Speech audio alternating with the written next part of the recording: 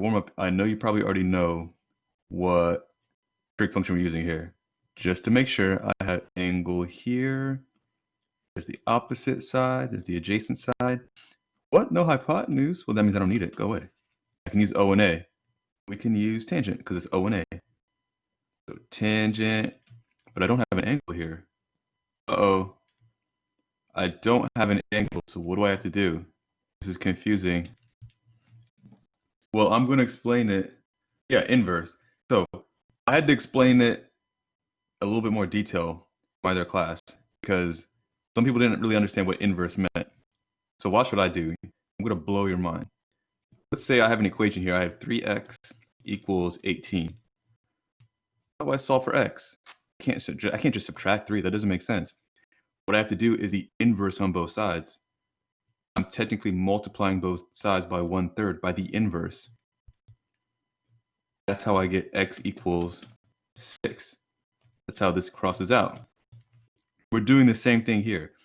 We're taking the inverse tangent of both sides. Inverse tangent of tan A equals inverse tangent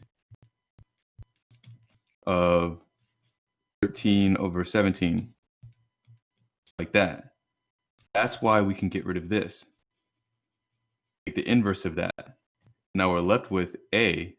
So that comes right down here. A equals tan inverse 13/17. I bet no one ever explained that to you that way. That's exactly what that means when you have tan inverse. So now you put this in your calculator, make sure it's in degree mode, and get your answer. All right, so take a look at my calculator here. So I press second tangent. See, in blue right there, it means tan inverse. And then I typed in, what was it, 13/17. That was my answer. If your calculator is not in degree mode, I'll put it back in radian. You'll get a funny looking answer. You'll probably freak out. See, look at that, 0.65 degrees. No, that means radians. We don't do radians right now. We do degrees. So mode, down here, degrees. And I type it in again, and I get that. Boom. It'll give me 37. So A equals 37 point. It says 2 decimal places. 37.41. Right, the next one, helicopter time. But if I look at this, it's just another triangle. People saying today triangle slight. Oh, look at that. That's opposite. Oh, and see, this is my right angle here. That's the biggest angle. Opposite of the right angle is the biggest side. This is hypotenuse, so I have O and H. This will be sine. So sine of 25 equals x over 20, or 292. So 292, and I put that in the calculator. Lalo, what's up? What's good? So if the equation was sine of 25 equals that number over x, you would then divide that number, right? You wouldn't multiply it. Correct, exactly. Sine. Yes. So if the number's on the bottom, you multiply, and if it's on the top, you divide. Yes. Perfect. Okay, Yes. So like he was asking, if I had this instead, if I had sine of, let's say 32 equals, and I'll put 52 over x like that, then what would happen is if I do the algebra, multiply side by x, like this, I get x sine 32 equals 52. Now done, I'll have to divide sine 32, sine 32. That'll go away, and I'll get x equals 52 over sine 32. I'd be dividing instead of multiplying here because I had a number on top. My number's on the bottom, so I had to multiply. Did times 292 on both sides. Times 292 like that. 123.4045324. But it says to the nearest meter. So that means I stop here.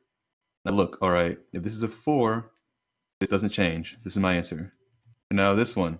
This is a common problem where you have no picture. You have to draw your own picture. The first thing they say, I have a 15.8 meter long string of lights that joins to the top of a tree. First, I need a tree. According to this problem, for some reason, I was crazy enough to put lights at the top. Why would I do that? I have no idea. I put a string of lights here. And it says the string of lights is 15.8 meters long. Jingle bell, jingle bell, jingle bell, jingle bell, jingle bell, jingle. I don't know the words, sorry. Okay, this is my string of lights. It looks almost like fire. Okay. It's 15.8, and then it's 9.7 meters tall. The tree is. So then that's 9.7 meters. Then I have this triangle here. 15.8, right triangle, 9.7. They want to know the angle the string of lights would make with the tree. So if I have this is my lights, this is my tree, what angle do they make? The angle will be right here. They want to know what that is. And I'll say, okay, that's opposite. I don't have anything there, don't care. I have adjacent and the hypotenuse. Hypotenuse is opposite of the right angle. So which one is A and H? Oh, cosine. I'll say cosine of x, I don't know my angle, equals adjacent 9.7 over 15.8.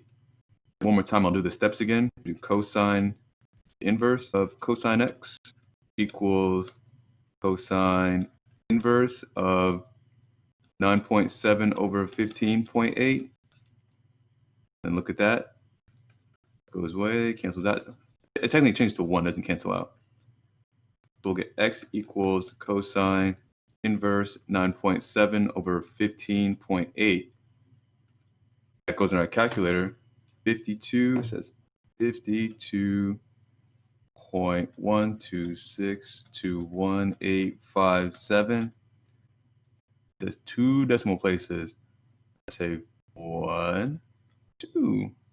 Put a line there. What happens? Ooh, this is 5 or bigger. So then this turns to 3. My answer is 52.13.